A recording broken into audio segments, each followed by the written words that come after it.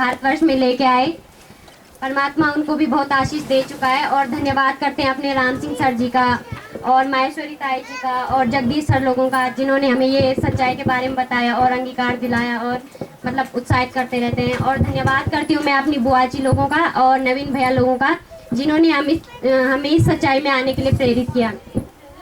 और मेरा नाम रजनी है, मैं श्रीनगर चौराहा से हूँ। सबसे बड़ी गवाही तो हमारे जीवन की ये है कि परमेश्वर ने हमें अपने वचनों में चुना है, अपनी सच्चाई में चुना है। तो हम बहुत धन्य हो गए हैं कि हमने परमेश्वर को पाया है। आज हमारे जीवन की सबसे बड़ी गवाही ये है।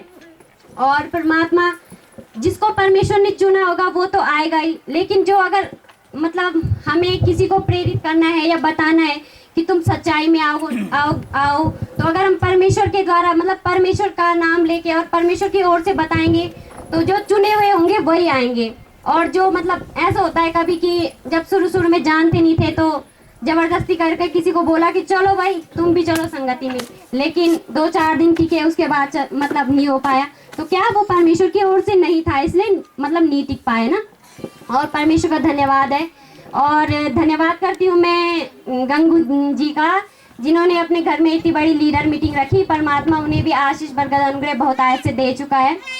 और मैं हमें वचनों में सच्चाई में आए हुए 3 साल हो गए हैं, लेकिन मैंने कभी ऐसे लीडर मीटिंग ऐसे बड़ी मतलब 3 दिन की है तो ऐसे कभी मतलब अटेंड नहीं करी थी। तो परमेश्वर ने ये भी मौका दिया, चाहत रखी कि परमात्मा पौड़ी कांसखेत जाना है, क्योंकि कांसखेत का नाम बहुत सुना है। लोग आते हैं जैसे जयालगढ़ में, और जब संगति होती है तो जयाल मतलब कांसखेत के लोग जो हैं वो काफ़ी आगे रहते हैं, मतलब गवाही देने से या भजनों से।